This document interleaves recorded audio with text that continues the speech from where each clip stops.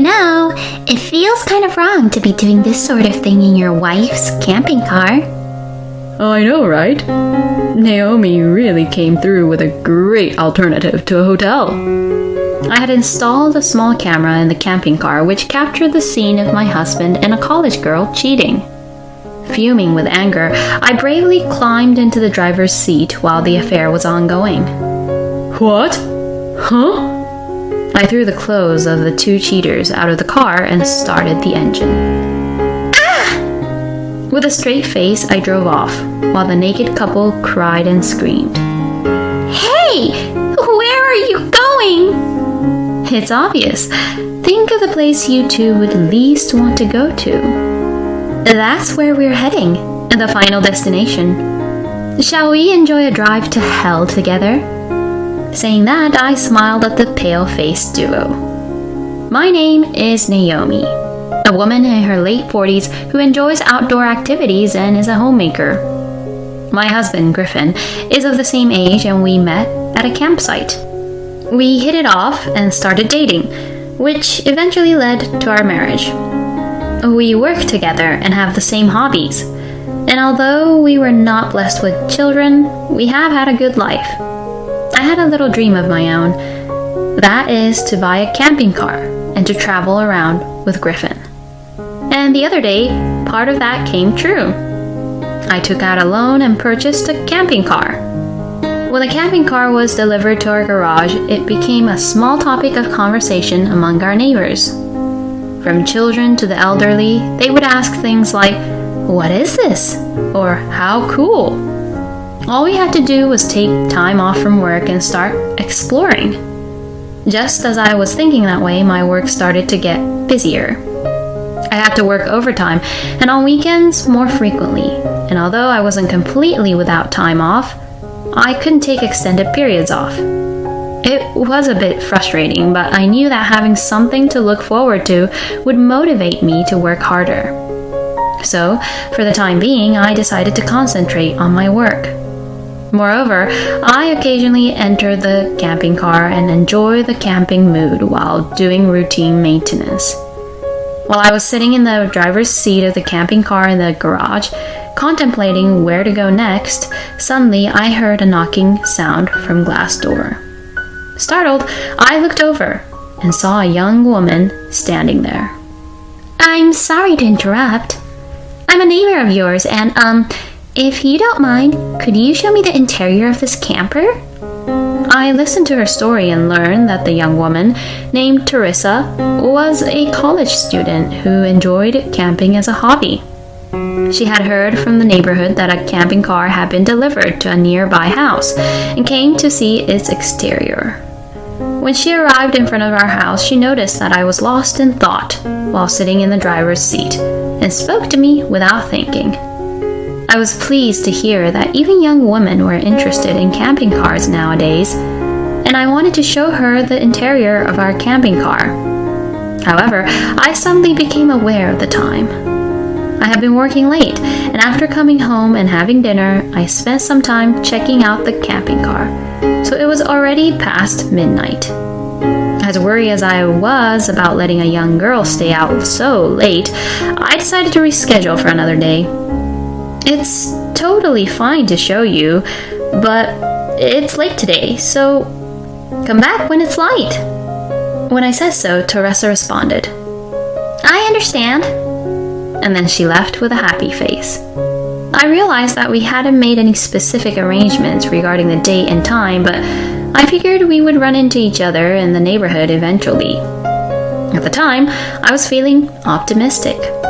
Several weeks passed. I had completely forgotten about the college student and was planning to relax in the camping car that day. However, the electricity wasn't working. It seemed that the auxiliary battery wasn't charged.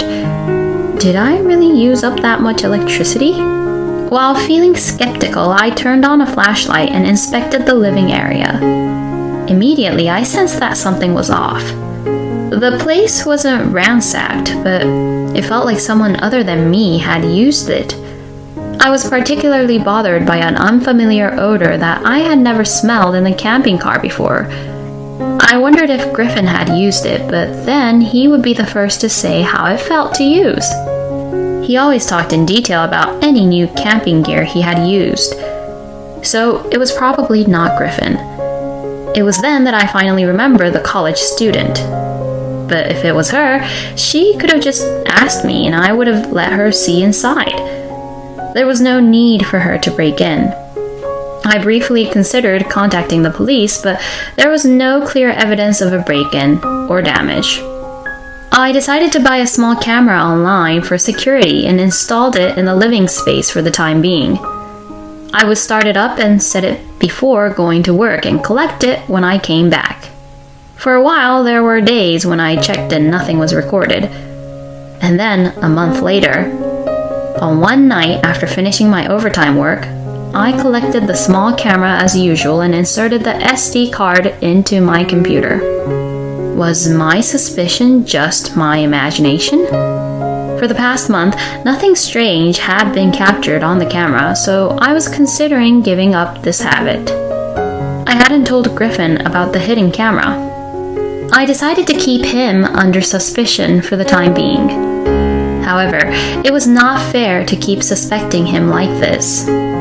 Thinking so, I pressed the play button, and there was a shocking scene that appeared.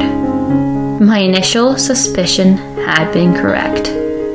Griffin and the female college student, Teresa, were in the living space of the camping car. Both of them were naked. I see why Griffin can't tell me what he thinks of the camper either. Of all people, it had to be a female college student. In any case, I cannot forgive that they committed adultery in my camping car. I have decided that I will make them suffer in hell, no matter what. Since that day, I started going to a detective in a law firm on my days off, pretending to Griffin that I was working overtime. I asked the detective to investigate Teresa's university, address, and the frequency of infidelity. I also consulted with a lawyer about this matter and requested advice on claiming damages in the creation of a certified document. The detective's work was quick, and information such as the address was obtained in about a week. And it turned out that Teresa was living alone for her commute to university. I continued to have the detective investigate and learn more about Teresa's infidelity tendencies. It seemed that she only engaged in acts inside the camping car when I was away for work on weekends. Otherwise, they seemed to use hotels or go to Teresa's house after work. The thought of Griffin moving into the female college student's residence made me nauseous. What on earth is he doing at his age? However, I'm not just letting Griffin's infidelity slide. I've almost completed my revenge preparations. All that's left is to wait for the right opportunity. On that day, I once again told Griffin that I had to work on my day off and left the house. Then 1 hour later, I sneaked back into the garage without making any noise. The windows of the camping car, front door, and rear were all closed with curtains. I approached the camping car and listened carefully. Then I heard Griffin and Teresa's wild voices coming from inside. Although I felt like everything was turning black in front of me, I couldn't stop now. I opened the shutter of the garage. And then, even before the shutter had fully opened, my parents rushed in and quickly got into the camping car. I had asked my parents to help keep an eye on Griffin and Teresa to ensure they wouldn't escape when I planned this operation. From inside, I could hear Griffin and Teresa exclaiming, "Oh no!" I quickly got into the driver's seat. There were the discarded clothes of the two of them on the passenger seat. I threw them outside and started the engine. Naomi, what are you doing? I thought you were working. I mean, why are your dad and mom here? Griffin shouted at me from the back seat of the car. Teresa also spoke up. Stop it! I'll call the police! I had no choice but to turn to them and speak. Quietly now, we're all going for a drive. I already know how many times you two have been up to no good there. I even have evidence. So feel free to call the police, shake off my parents, and interfere with me however you like. But in the event of an accident, who do you think will be embarrassed to be found naked? Think about that. After hearing my words, the two of them went silent as if they had given up everything.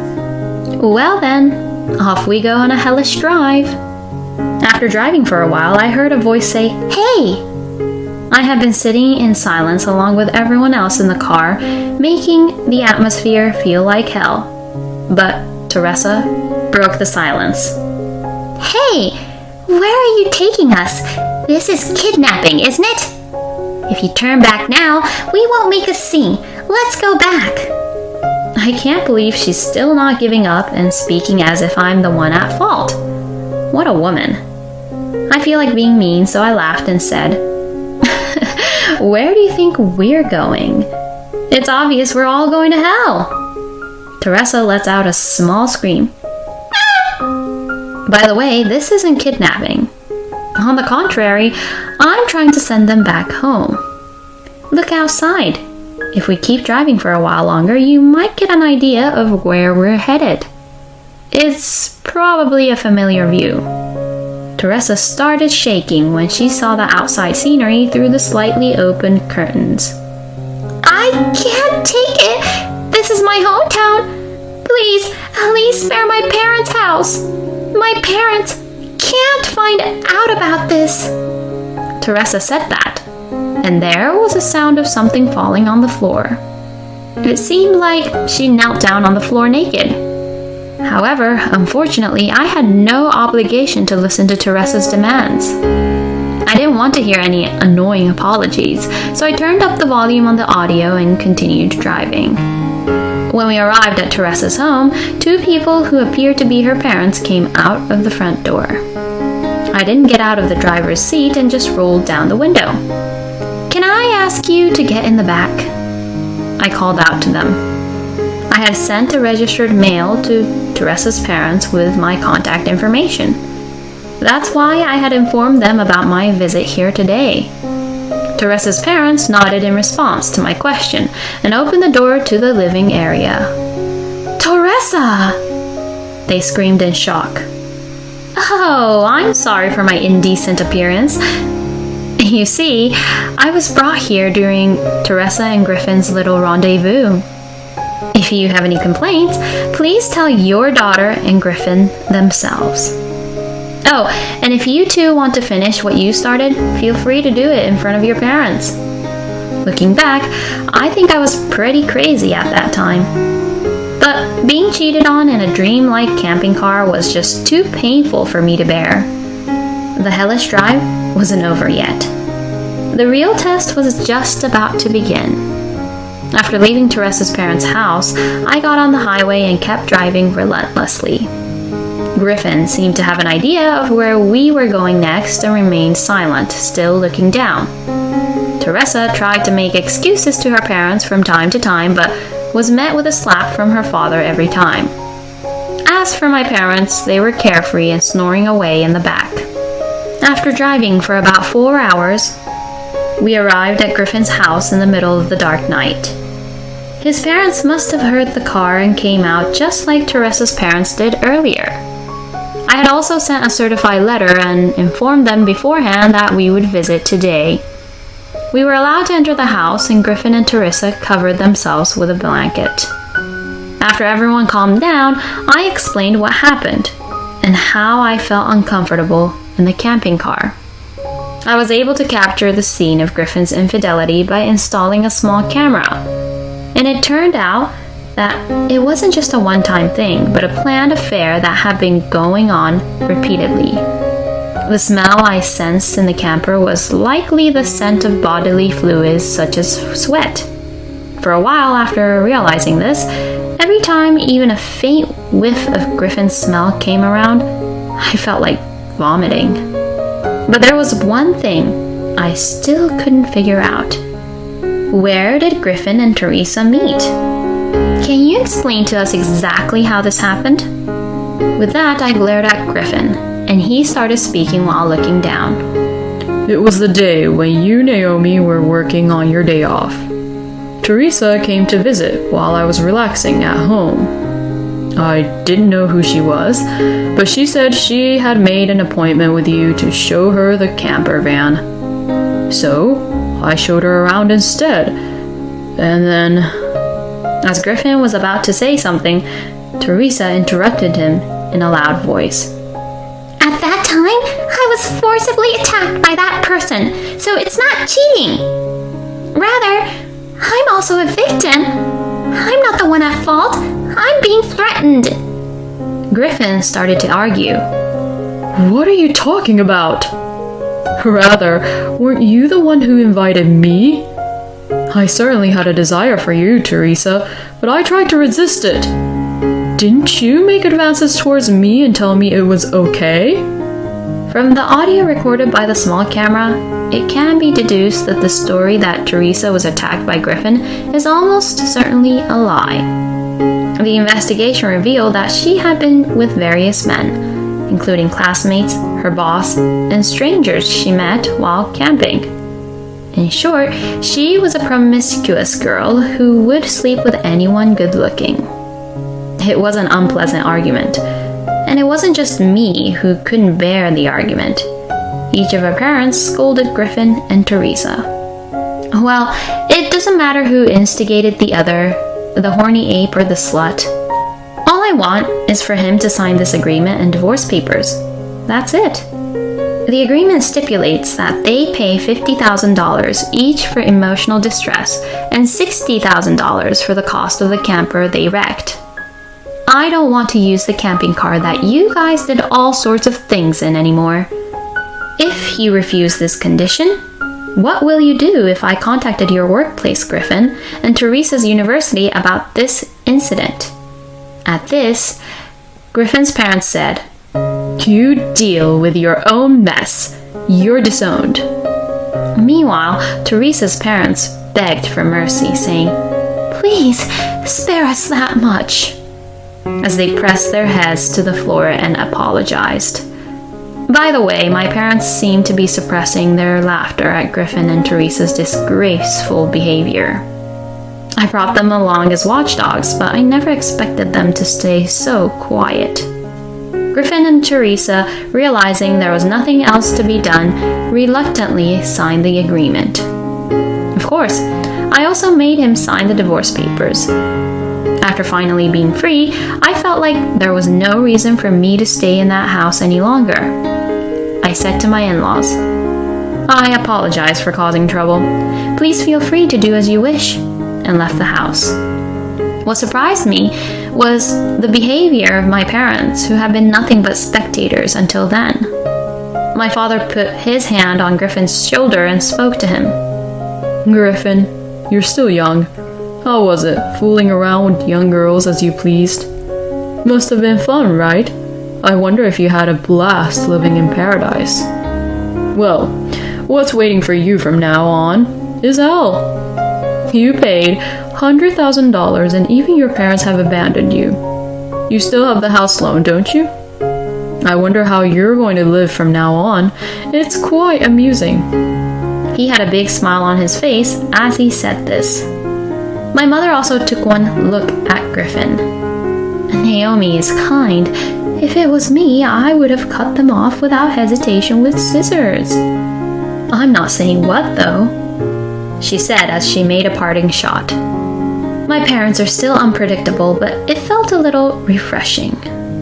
Afterwards, after the divorce, I moved back in with my parents. As usual, they were taking things at their own pace, but when I told them that the compensation had been paid, my father said jokingly, "All right then, let's go out and eat some delicious food with that money." I can't believe he's saying something like that. However, I don't mind such jokes. I bought a new car, customized for camping with the compensation money. I don't want to buy a camper van again since it only brings back bad memories. However, I couldn't shake off the desire to go camping. Now that I'm single and have more free time, I enjoy solo camping on weekends.